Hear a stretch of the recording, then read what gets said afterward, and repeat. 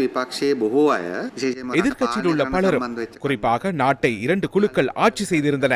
நாம் புதிதாக தவறுகளை செய்யாத காரணத்தினால் அவர்கள் செய்த பழைய தவறுகளை எம்மீது சுமத்த பார்க்கின்றார்கள். தற்போது அவர்களின் தவறுகளை மறைப்பதற்காக எம்மை விட சிறந்தவர்கள் என காட்டிக்கொள்வதற்காக பொய்களை கூறி சத்தமிட்டு நாமும் அவர்களைப் போன்று தவறு செய்பவர்கள் என சித்தரிப்பதற்காக முழு வருடத்தையும் செலவு செய்ய முயற்சிக்கின்றார்கள். நாமல் ராஜபக்ச போலீஸ் நீதிக்குற்ற பிரிவிற்கு சென்று வெளியே வரும்போது நிலக்கரி பற்றி பேசுகிறார். அவர் எதற்காக போலீஸ் நீதிக்குற்ற பிரிவிற்கு சென்றார்? அவர் மேற்கொண்ட கொடுக்கல் வாங்கல் பற்றிய தகவல்களை பெறவே அழைக்கப்பட்டார். அவரது தாயார், சித்தப்பா போன்றோரும் இவ்வாறே அழைக்கப்பட்டார்கள். இலங்கை மக்கள் கடந்த 40 தொடக்கம் 50 வருடங்களாக ராஜபக்சக்கள், பிரேமதாசக்கள் மற்றும் விக்ரமசிங்கக்களின் ஆட்சியை பார்த்துள்ளனர்.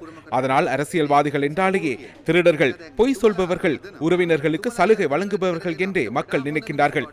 தேசிய மக்கள் சக்தி அரசாங்கமும் அவ்வாறு இருக்கும் என அவர்கள் நினைக்கின்றார்கள். ஆனால் நாம் அப்படி இல்லை.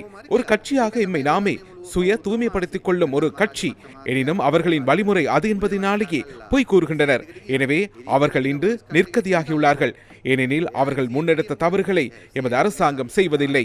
අසරණ වෙලා ඉන්නේ. මොකද ඒගොල්ලන්ට පාවිච්චි කරගන්න පුළුවන් જાති වැරදි අපි කරන්නේ නැහැ අපේ.